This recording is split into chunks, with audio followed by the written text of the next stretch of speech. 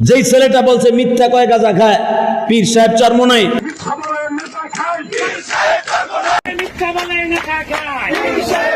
ও যদি দলিল প্রকাশ না করে, ইন্না বাযা জান্নি ইসমুন, যদি দলিল দিতে না পারে যে চরমোনাই পীর সাহেব গাঁজা খায়, ও বেঈমান হয়ে যাবে। আমার বক্তব্যের কাউন্টার দেওয়ার জন্য আমি চ্যালেঞ্জ করছিলাম নিক্সন চৌধুরীরে। নিক্সন চৌধুরী পাল্টা জবাব দিয়ে বলেছিল, দেখো ইউটিউবে আছে, আমারে ফরিদপুরে ঢুকতে দিবে না, সদরপুরে। তারপরও নিষেধাজ্ঞার পরও 5টা মাহফিল করছে। আলহামদুলিল্লাহ বলতে পারলেন না?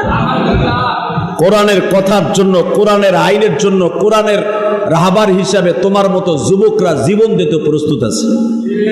আচ্ছা, আপনাদের কাছে সুস্থে মস্তিষ্কে একটা কথা শুনতে চাই। কোন ভদ্রলোক বলেছে আমি ওর বাবার নাম জানি না, ওর জন্ম কোথায় তাও আমি জানি না, ও কোন খানের জন্ম তাও জানি না, ও কোন দল করে তাও আমি জানি না? আপনারা জানেন, সবাই জানে। আর ভিতর কত কোন দল আমি জানি না। আওয়ামী লীগের আমলে শুনতাম আওয়ামী লীগের লোকে চলছে, এখন বিএমপি তারেক যে একটা আশ্বাস দিচ্ছে, এখন বাটপাড়া বিএমপির একটা সাইনবোর্ড লাগাইছে, মূলত যায় দেখেন ও বিএমপির কিছুই না। কথা বলেন না কেন? একটা দালাল, পয়সা কামানোর ধান্দা। মিথ্যা খায় গাঁজা, মিথ্যা কয় গাঁজা খায় পীর সাহেব চরমোনাই। তুই চরমোনাই জীবনে তোর বাপের জন্মও তুই যাস নাই, চরমোনাই সম্পর্কে তোর কোন আইডিয়াই নাই বেটা। চরমোনাই ওয়ালারা মিথ্যা কয় গাঁজা খায়। আরে গাঁজা খাওয়া যদি জায়েজ থাকতো, আমি ইলিয়াসুর রহমান যদি কেজি কেজি কিনা বউরে কইতাম ডেলি সুবারু বানানো জাতা দিয়া খালি বানায় রাখবি, আমি ঘরে বইয়া 5 ওয়াক্ত খামু। কথা কন না কেন? গাঞ্জা তুই খাস, তোর জাত গোষ্ঠী খায়, এই খবর তুই জানিস, তা না হলে এই খবর কেমনে কইলি? মিথ্যা কয় গাঁজা খায় পীর সাহেব চরমোনাই। আমি তারেক জিয়া সাহেবকে বলবো, আপনি খুব ভদ্র মানুষ, আপনি ভদ্র ফ্যামিলির ছেলে, আপনার বাবা আলেম ওলামাকে অনেক ভালোবাসতেন, আপনারা আলেমকে অনেক ভালোবাসতেন। এই জন্য দেখবেন আল্লামা আজিজুল হক এক সময় লিয়াজু করতে যে আওয়ামী লীগের সাথে করে নাই, খালেদা জিয়ার সাথে করেছে। আপনি ভুলে যায়েন না তারেক সাহেব, আপনার মায়ের সাথে লিয়াজু করেছিল বাংলাদেশের বড় বড় নক্ষত্র যুগের শেখুল হাদিস আল্লামা আজিজুল হক, যার এক ডাকে মানিক মিয়া এভিনিউতে ওই জামানায় 2000, সেই 2000 শুরুতে আপনাদের জানা আছে কে 6 না 7 বাংলাদেশের লক্ষ লক্ষ 4-5 মনে হয় লক্ষ লক্ষ উলামায়ে কেরাম পুরা রাজপথকে কাঁপিয়ে দিয়েছিল। আপনি ভুলে যায় না, আল্লামা আজিজুল হক আপনার সাথে, আপনার মার সাথে লেয়াজু করেছিল, ভালোবাসে বিদেই এই সমস্ত গাঁজা খোররে লাত্তি মাইরা, উষ্টা মাইরা, ল্যাংটা করে রাস্তায় নামাইয়া কুত্তার মতো 2টা বাড়ি দেন, কোনোদিন আলেমুল আমার সাথে বেয়াদবি করবে না। তা না হলে ও তো জাহান্নামে যাবেই, ওরে যারা প্রস্তায় দিবে ও জাহান্নামে যাবে। ওই যে ফজলুল হক ফজু আছে না, একটা ফজু আস্তা কাটটা শয়তানের মতো দেখা যায়, এই ফজু মার্কা, এই ফজু দেখছে 2 দিন পড়র কইরা দেখছে যে ভাইরাল হয়ে গেছে। এই বদমাইশটা দেখলো চরমোনাইরে নিয়ে কথা কইলি তো ভাইরাল হয়ে যায়। বাংলাদেশে ভাইরাল হওয়ার জন্য সুন্দর একটা সিস্টেম আছে, আলেমুল আমারে নিয়ে একটা কথা কইলি, কন্টেন্ট বানাইলি দেখবেন আপনি ভাইরাল। আমারে নিয়েও যদি কন্টেন্ট বানান, আমারে নিয়ে একজন কন্টেন্ট বানাইছিল, আপনারা মনে আছে? সেই আমেরিকা লন্ডন বই আমারে নিয়ে একটা কন্টেন্ট বানাইছিল, আর নামটা ভুলে গেছি গা, তানিশন আমার নিয়ে বানাইছিল সর্বপ্রথম কন্টেন্ট। ওর এখন নিস্তানাবত, ওর কোনো চিহ্নই নাই পৃথিবীতে। তাহলে বুঝলাম আল্লাহ পাকের শুকর, যারাই আলেম উলামা কিনে অপমান করবে এই জমিনে, তাদের অপমান আল্লাহ সহ্য করতে পারবে না। আর বিচার হবে যদি চরমোনাইর পীর সাহেবের সাথে মাপ না চায় এই বদমাইশটা, এই গাঞ্জা খোরটা, এই ইয়াবা খোরটা, এই বেয়াদবটা যদি মাপ না চায়, ও ছাত্র দলের যত বড় নেতা হোক, আওয়ামী লীগের যেরকম ভাবে ছাত্র যুবলীগ যেমনে করে মায়ের খাই, ওর বাপের জানাজা আসতে পারে নাই, টু মরু চরমোনাই পীর সাহেবকে যে গাঁজাখোর বলে গালি দিছে, আপনি লেখা রাখেন এই বাংলার জমিনে আপনি লেখেন, সম্রাট ক্যাসিনো সম্রাট, কোটি কোটি টাকা বস্তা ভরে নিয়ে যেত সিঙ্গাপুরে। ক্যাসিনো সম্রাট, ক্যাসিনো যেখানে খেলতো, ক্যাসিনো মেরিনা শহরে, ওই জায়গা আমি দেখে আসছি। যে তারে টাকা সিঙ্গাপুর এয়ারপোর্ট থেকে আইনা দিত ডলার বস্তা বস্তা 10 পয়সা দানের বস্তা বইরা সম্রাটরে যেই মেরিনে শহরে যেখানে কেসুনিও খেলে ওই জায়গায় বস্তা ভরে টাকা দিয়ে আসতো, ওই জায়গা আমারে নিয়ে গেছে। কয় হুজুর এইখানে আমাকে বান্দর সম্রাট এহেন এবং বইয়া বইয়া বছরকে বছর কেসুনিও খেলতো। দেখে আসলাম আর ভাবলাম এখানে বিলিয়ন বিলিয়ন কোটি টাকার মালিক এখানে এসে কেসুনিও সব থইয়া বাংলাদেশে যার যার দেশে জায়গা এই অপদস্থ হয়ে গেছে, ধ্বংস হয়ে গেছে। তুইও ধ্বংস হয়ে যাবি। কথা জোরে বলেন, তুইও ধ্বংস হয়ে যাবি। টু মরো, তুই ধ্বংস হয়ে যাবি।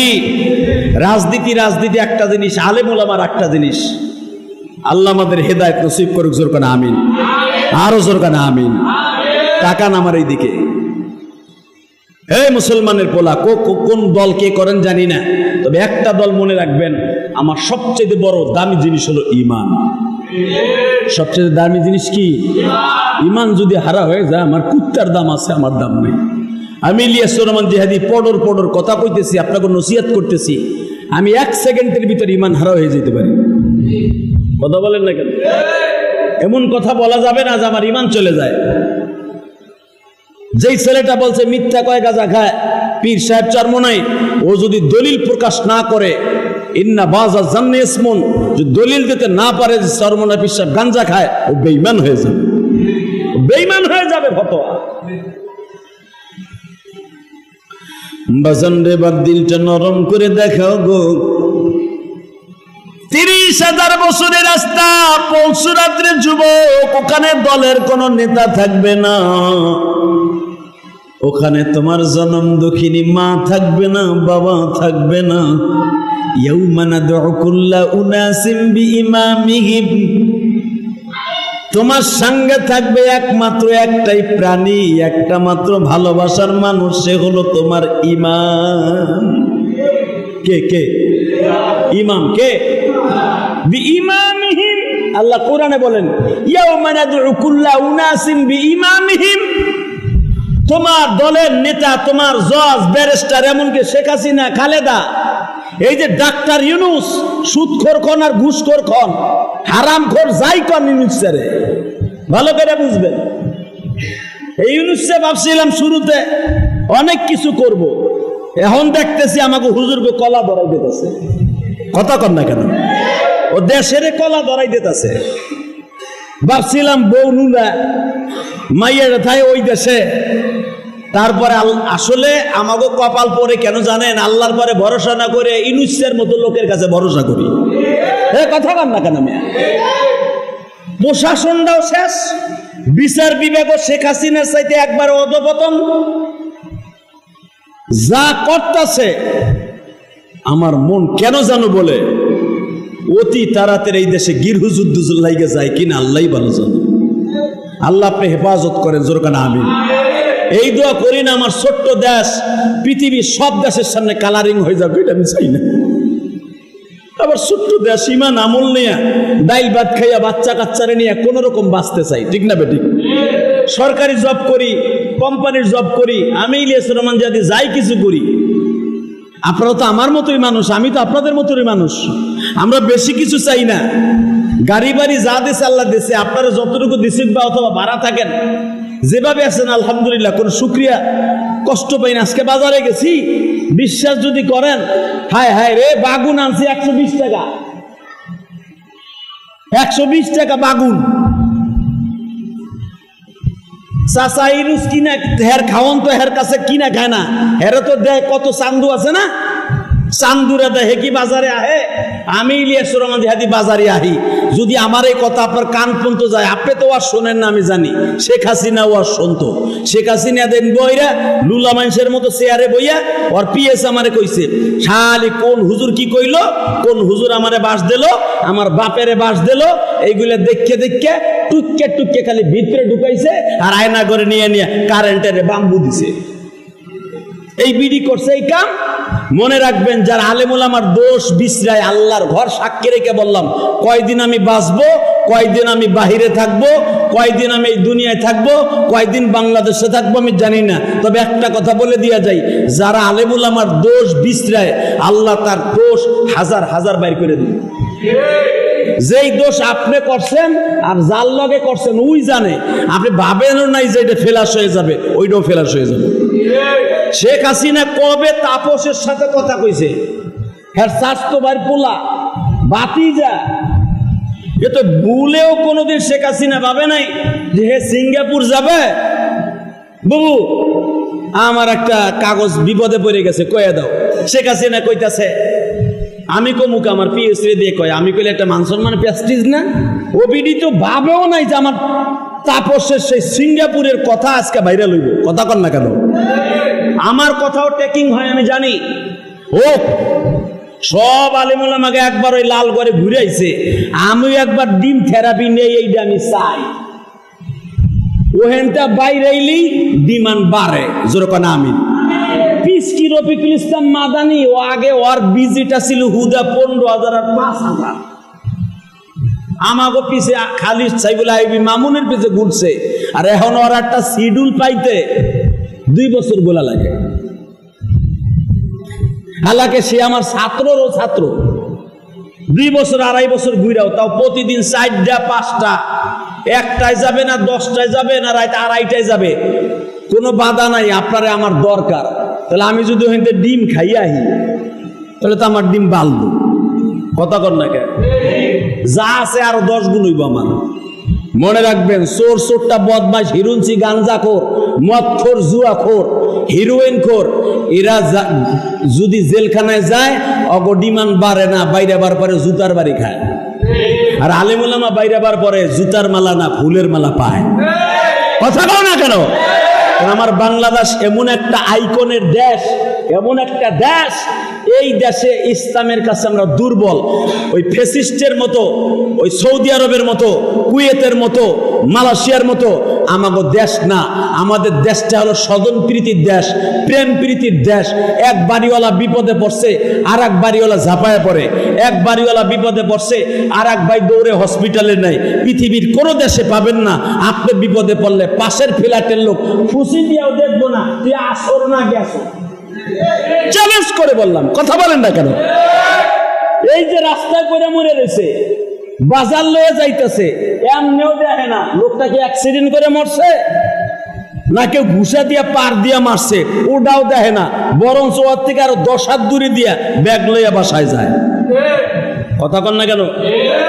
এই যে কয়েকদিন, গতকালকা ওমান প্রবাসী 7 জন একই ফ্যামিলির সদস্য, ছোট্ট একটা বাচ্চাকে দেখে আমি কাঁদছি। আমার রসুল যে বলছে 2 প্রকার মৃত্যু হলো শহীদি মৃত্যু, হুকমান শহীদ। ময়দানের শহীদ তো আলাদা ব্যাপার, ময়দানে যুদ্ধ করে। এক প্রকার শহীদ আছে, কেউ যদি পানিতে পড়ে দোমাইটকে মরে, বুঝেন নাই? পানিতে পড়ে দোমাইটকে হাট ফাইটে যদি মরে, দেখবেন ওর রক্ত বাইর হয়। কথা কন না কেন? দম বন্ধ হয়ে মরলে কান দিয়া, মুখ দিয়া, নাক দিয়া রক্ত বের হয়। কারণ কি? তার হার্ট লাংস ফাইটে যায়, রক্ত বের হয়। আবার আগুনে পুইরা যদি মরে, ওরও রক্ত বের হয়। বিশ্বনবী বলেন, জিহাদের ময়দানে যে রক্ত বের হয়, আগুনে পুইরাও রক্ত বের হয়, পানিতে পড়লেও রক্ত বের হয়। এই রক্তটা আমার আল্লাহর কাছে কবুল হয়ে যায়। ছোট্ট বাচ্চাটা, 1.5 বছরের বাচ্চাটা, হয়তো মনে হয় 2 বছরের বাচ্চাটা, হয়তো আর মার কোলেই ছিল। গাড়িটা যখন পল্টি খাইয়া 10 হাত পানির নিচে চলে গেছে, আপনাদের কাছে প্রশ্ন করলাম, একটা মানুষের নিঃশ্বাসের রেঞ্জ, একটা মানুষের নিঃশ্বাসের সীমারেখা, একটা মানুষের নিঃশ্বাসের লিমিটেশন থাকে 1 থেকে 1 মিনিট 15 সেকেন্ড। কথা বলেন না কেন? আর ডুবার উড়া তো পাইপ লয়ে যায় আর 3 ঘন্টা 4 ঘন্টা থাকে। একটা মানুষের রেঞ্জ আমার তো থাকে মাত্র হুদা 55 সেকেন্ড। আমি পানির নিচে ডুব দিলে 55 সেকেন্ড পরে আমার উড়াইতে হইব, নাহলে আমার ওখানটা আজরাইল উড়াইব। আমার আজরাইলের লগে দেখা করতে হইব। 55 সেকেন্ডের জায়গায় 57 সেকেন্ড থাকতে পারবো, তাও কেমনে জানেন? কুতুমুতু দিয়া,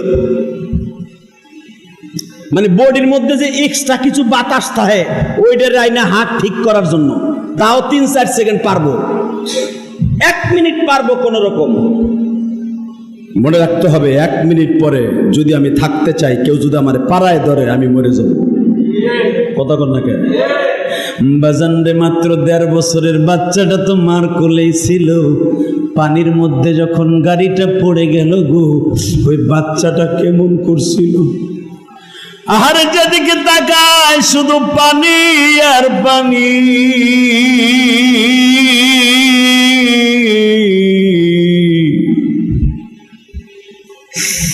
হয়তো বা ভাবতেছিল আজরাইল যখন ওর সামনে ছিল, আইনামা তাকুনু ইউদরিকুমুল মাউত ওয়ালাউ কুনতুম ফি বুরুজিন মুশাইয়্যিদা।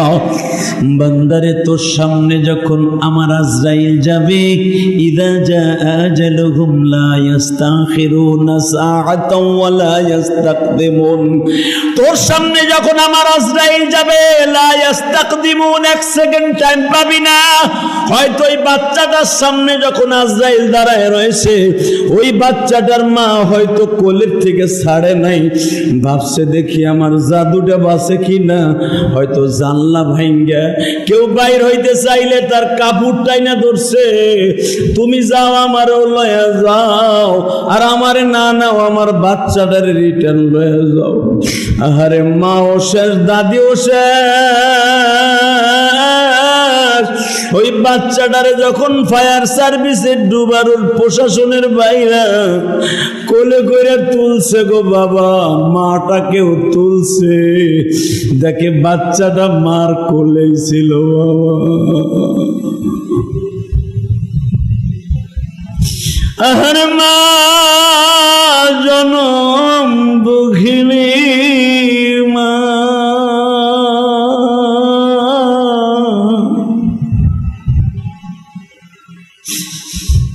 হয়তো মার কোলে থাকার পরে হয়তো দুধ খাওয়া অবস্থায় ছিল, কারণ অত রাত্রে বাবা ড্রাইভার ঘুমাইয়া গেছে, গাড়ি চালাইতে যাইয়া তলে বোঝা গেল রাত ৩টা হোক ২টায় তারা ফেনীর দিকে রওনা দিছে।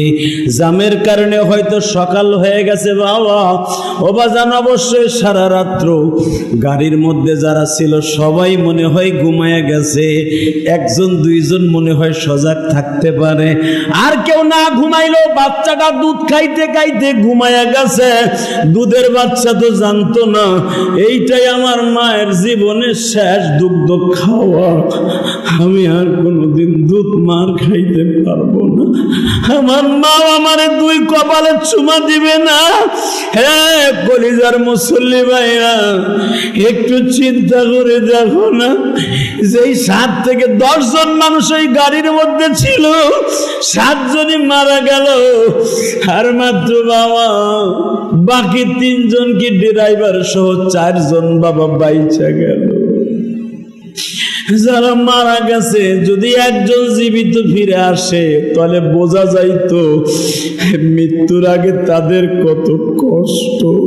হয়তো এই পানির মধ্যে কত আতাম বিতাম করছে আর ডাক দিছে মালিক, তুমি সারা বান্ধব না,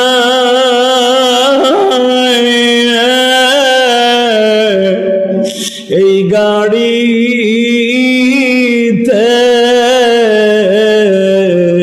বলেন না তুমি সারা বান্ধব নাই রে, বাঁচাবে কুদরতি হাতে বের করে দাও বাচ্চাকে। হয়তো